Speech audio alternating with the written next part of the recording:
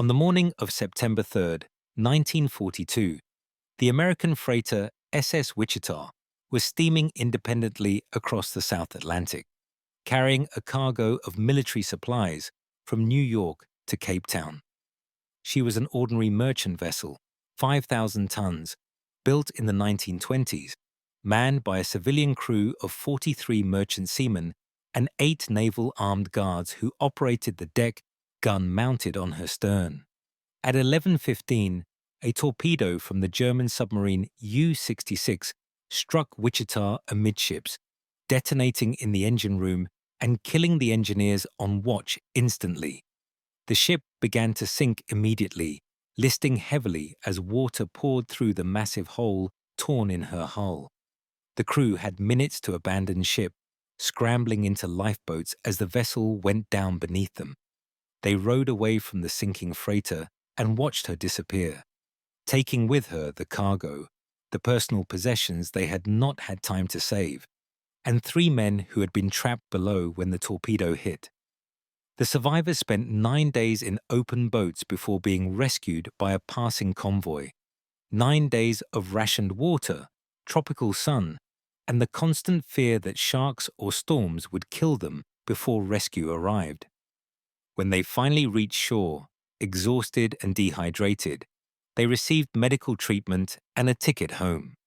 What they did not receive was combat pay, veterans' benefits, or recognition that they had served their country in war, because merchant mariners, despite facing dangers that exceeded those of any military service, were civilians. Their ships could be sunk, their shipmates could die, they themselves could drown in burning oil or freeze in Arctic waters. But legally, they were not combatants.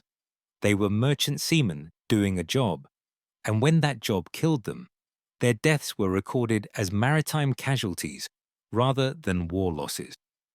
The American merchant marine in World War II was the invisible service, the essential force that made every other military operation possible, but that received none of the recognition that accompanied military service. Merchant ships carried the tanks that fought in Europe, the aircraft that bombed Germany and Japan, the ammunition that sustained every campaign, the fuel that powered every vehicle, the food that fed every soldier. Without merchant shipping, the American military could not have fought beyond the Western Hemisphere. The Army could not have landed in North Africa or France. The Air Force could not have operated from Britain or the Pacific Islands. The Navy could not have sustained operations thousands of miles from American ports. Every bullet fired, every meal eaten, every gallon of fuel burned by American forces overseas had crossed an ocean in a merchant ship crewed by men who were not soldiers, but who faced dangers that soldiers rarely encountered. The statistics of merchant marine casualties reveal a service that was more dangerous than any branch of the armed forces. Of the approximately 250,000 men who served in the American merchant marine during World War II, 9,521 died as a result of enemy action. This represents a casualty rate of 1 in 26, higher than the Marine Corps, higher than Army infantry, higher than submarine service, higher than any other uniformly organized service in American military history. These men died in every theater of war, in every ocean, in circumstances that range from instant death in torpedo explosions to slow death from exposure in lifeboats. They died in Arctic convoys to Russia, in tropical waters off Africa, in the Mediterranean under German air attack, in the Pacific pursued by Japanese submarines. They died quickly when torpedoes detonated ammunition cargoes, creating explosions that vaporized entire ships. They died slowly when lifeboats drifted for weeks without rescue, men dying one by one from dehydration or madness. They died in ways that military service members rarely experienced, because merchant ships operated independently or in small convoys, without the medical support, the rescue capability, or the protective firepower that military vessels possessed. The legal status of merchant mariners during World War II was a bureaucratic absurdity that reflected outdated assumptions about the nature of modern warfare. Merchant ships were civilian vessels, registered with the Maritime Commission rather than the Navy, owned by shipping companies rather than the government, operated under commercial law, even when carrying military cargo under government charter. The men who crewed these ships were employees of the shipping companies, covered by union contracts, paid wages rather than military salaries. When war came, this legal structure remained essentially unchanged. Merchant ships were requisitioned for military service. Their cargoes became exclusively military. Their routes were determined by strategic necessity rather than commercial profit, but legally, they remained civilian vessels with civilian crews. The contradiction was obvious.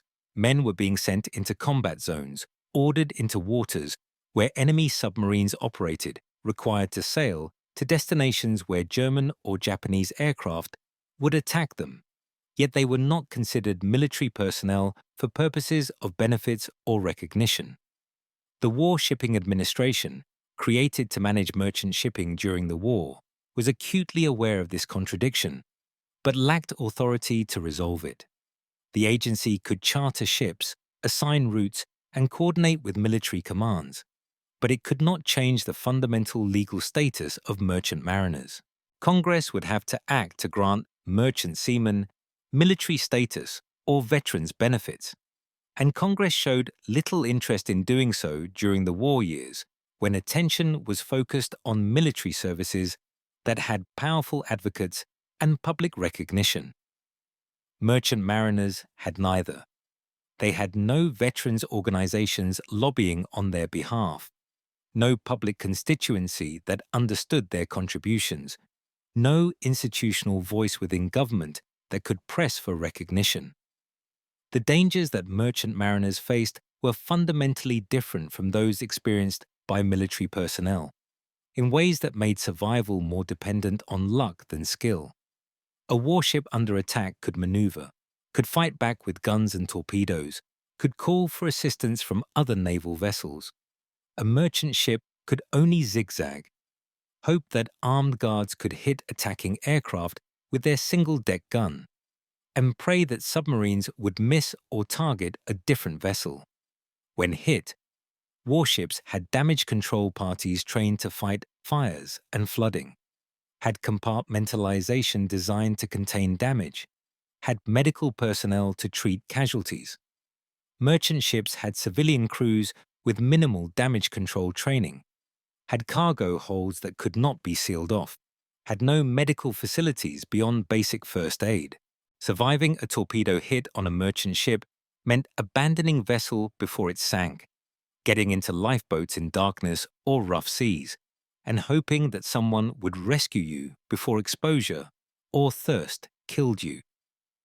The experience of merchant crews in Arctic convoys to Russia exemplified the extreme conditions under which they operated. Ships carrying war supplies to Murmansk faced German submarines, German aircraft, and German surface ships, all operating from Norwegian bases close to convoy routes. They faced Arctic weather that froze spray into ice on decks and superstructures, adding weight that could capsize vessels. They faced seas so rough that lifeboats were torn from their davits, waves so large that lookouts lost visual contact with ships hundreds of yards away. Men who fell into Arctic waters died within minutes from hypothermia. Men who survived sinkings found that rescue ships could not stop to pick them up because stopping made the rescuer vulnerable to the submarines that were still attacking. Merchant crews watched shipmates drown or freeze in sight of other vessels whose captains could not risk their own ships and crews to attempt rescue. The Liberty Ship Program, which produced over 2,700 cargo vessels between 1941 and 1945, represented American industrial capacity at its peak, but also revealed the expendable nature of merchant shipping in wartime planning. Liberty ships were designed to be built quickly and cheaply, with welded construction that saved time but created structural weaknesses. They were mass-produced by shipyards that had never built ships before. employing workers who learned welding and riveting on the job.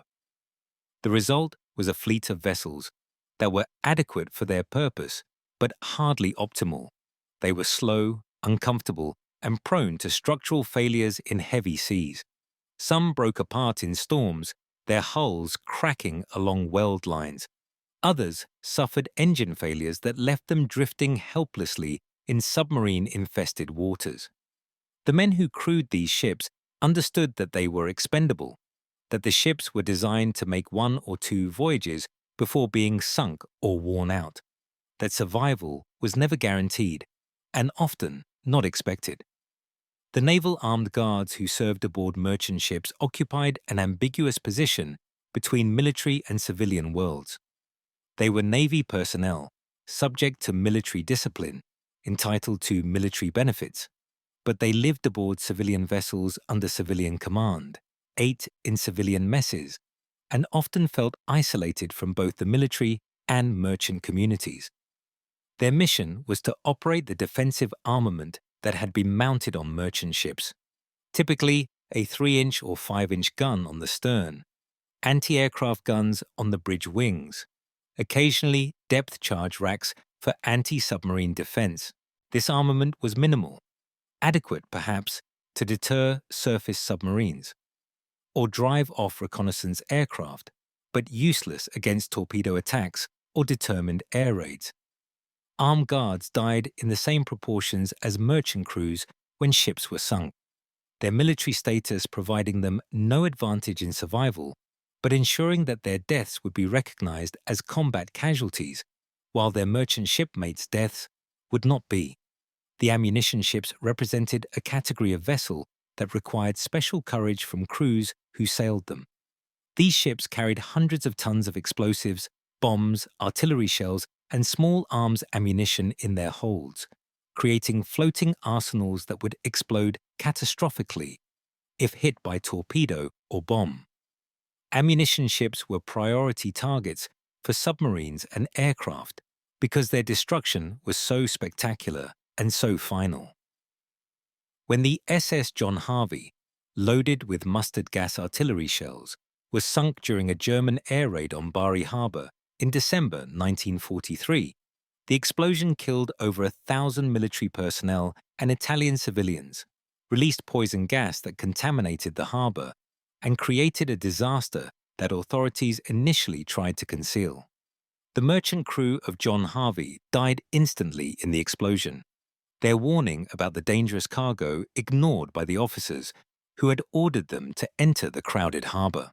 The psychological toll of repeated exposure to mortal danger without military recognition or support created conditions that affected merchant crews in ways that military psychiatrists rarely studied. Merchant seamen had no rotation policies, no defined deployment periods after which they could expect to return home. They sailed voyage after voyage, their only respite the weeks in port between voyages, during which they often volunteered for the next ship sailing rather than waiting at home, where work was not available. Some men sailed continuously for years, surviving multiple sinkings, watching shipmates die, accumulating trauma that was never diagnosed or treated because merchant mariners were not eligible for military medical care. They drank to forget. They fought in port bars. They took risks that seemed suicidal to observers who did not understand that after surviving enough torpedo attacks, the prospect of death loses its terror and becomes merely another occupational hazard. The racial dynamics of the merchant marine during World War II reflected both the discrimination endemic in American society and the practical necessity that created opportunities unavailable in other services.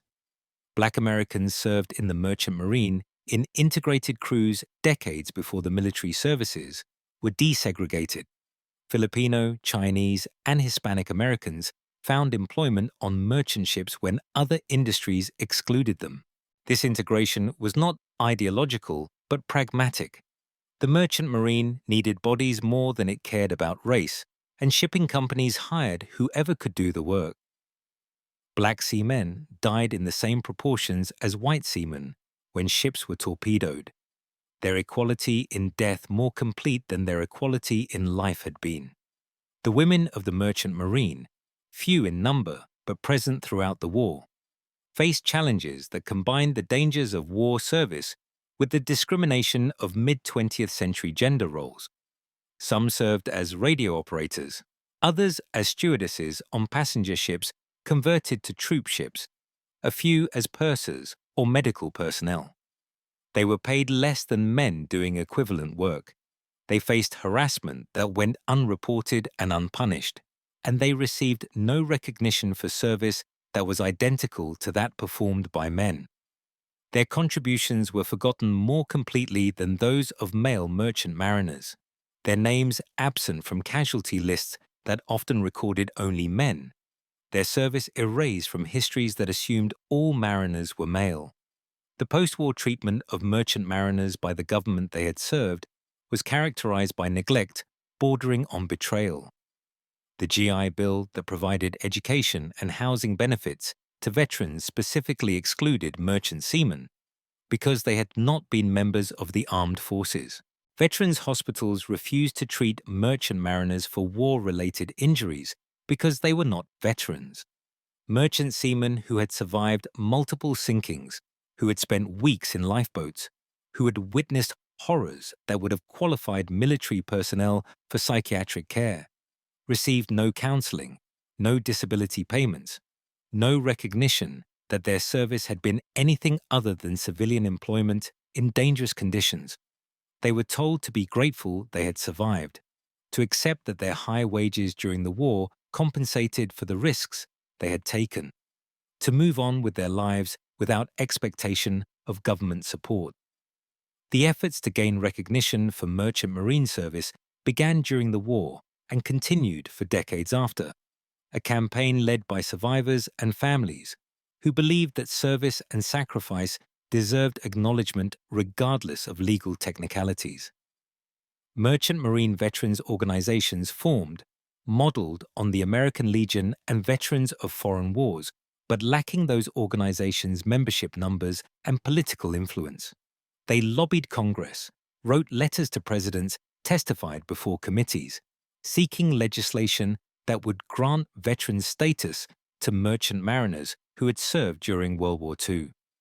Progress was glacially slow, measured in decades rather than years, each small victory followed by implementation delays and bureaucratic resistance.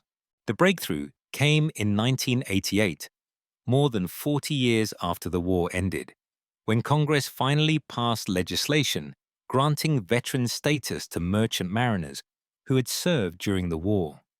This status provided access to veterans' hospitals, made mariners eligible for burial in national cemeteries, and allowed them to receive veterans' benefits for service-connected disabilities. But the recognition came too late for most of those who had served. By 1988, the majority of World War II merchant mariners were dead. Their years of waiting for recognition ended not by government action, but by age and illness. The men who had served in their 20s were now in their 70s and 80s, dying at rates that meant each year of congressional delay represented hundreds or thousands of veterans who would never receive the recognition they had earned. The memorials to merchant mariners are scattered and belated, constructed decades after the war by organizations that had to fund them privately because government support was minimal. The American Merchant Mariners Memorial in New York Harbor depicts 3 merchant seamen on a sinking ship, one reaching toward a 4th man in the water who is being attacked by sharks, an image drawn from a famous photograph taken after a submarine attack. The memorial is powerful but obscure, located where few visitors see it, unknown to most Americans who visit New York. Other memorials exist in port cities that had been merchant marine training centers or major shipping hubs, but they are local rather than national, marking regional contributions rather than the service of the entire merchant fleet. The comparison between the recognition given to military services And the neglect shown to the merchant marine reveals attitudes about war service that prioritize uniforms over contributions, formal military status over actual combat exposure, institutional affiliation over individual sacrifice. Merchant mariners died in higher proportions than soldiers, sailors, or marines, but they died as civilians, and therefore their deaths were somehow less worthy of recognition. They faced enemy action continuously while at sea, but because they were not formally military, their courage was somehow less valuable than that of military personnel. They were essential to victory, but because their service was performed as civilian employees, their contributions were somehow less significant than those of the uniformed services. The strategic reality was that without the merchant marine, American military power could not have been projected globally. The Navy could fight sea battles and provide fire support for amphibious landings, but it could not transport the million tons of cargo required to sustain a single Army division overseas for a year. The Army could train soldiers and plan campaigns, but it could not move those soldiers and their equipment across oceans without merchant shipping. The Air Force could build aircraft and train pilots, but those aircraft required fuel and ammunition that only merchant ships could deliver in the quantities warfare demanded. Every aspect of American military operations depended on merchant ships crewed by men who were not soldiers, but who served in war zones nonetheless. The technological development of merchant shipping during World War II reflected the demands of warfare and the expendable nature of the vessels involved. Liberty ships evolved into victory ships with better performance but similar construction techniques. Tankers grew larger to carry more fuel per voyage, accepting that their size made them more visible to submarines. Refrigerated ships carried food to distant theaters, their cooling systems making them complex and expensive, but essential for feeding armies in tropical climates. Specialized vessels were designed for carrying aircraft, tanks, or ammunition, each type optimized for its cargo, but all sharing the vulnerability inherent in merchant shipping during wartime. The post-war merchant marine declined precipitously as government support shifted to commercial aviation, and the military focused on maintaining combat vessels rather than cargo capacity. The thousands of Liberty ships built during the war were sold, scrapped, or laid up in reserve fleets that gradually rusted into uselessness. The merchant mariners who had served during the war found that civilian shipping companies offered fewer berths and lower wages than wartime conditions had provided. Many left the sea entirely, taking jobs ashore where risks were lower and recognition was not dependent on government legislation. The institutional knowledge they carried, how to navigate in convoy, how to survive torpedo attacks, how to manage cargo in combat zones, was lost as they retired and died without passing it to a new generation that did not need such skills. The legacy of the merchant marine is preserved primarily through the efforts of veterans and historians who recognize that the service deserves better than it received. Archives hold ship logs and casualty reports. Museums display artifacts and photographs. Oral history projects recorded interviews with survivors before they passed. These efforts ensure that future generations can learn about service that was essential but unrecognized, sacrifice that was real but unrewarded, courage that was necessary but forgotten. The preservation work is defensive, aimed at preventing total erasure of a service that the government it served has been reluctant to acknowledge. The lesson, if there is one, is that service and sacrifice deserve recognition regardless of the administrative category under which they occurred. The men who crewed merchant ships during World War II served their country as surely as the men who wore military uniforms. They faced dangers that were as great or greater than those faced by military personnel. They died in proportions that exceeded military casualties. They contributed to victory in ways that were essential rather than merely helpful. Yet for decades they received no recognition, no benefits, no acknowledgement that their service had been anything other than dangerous civilian employment. This was not merely an oversight, but a policy decision, a choice to exclude merchant mariners from the category of veterans because they did not fit bureaucratic definitions of military service.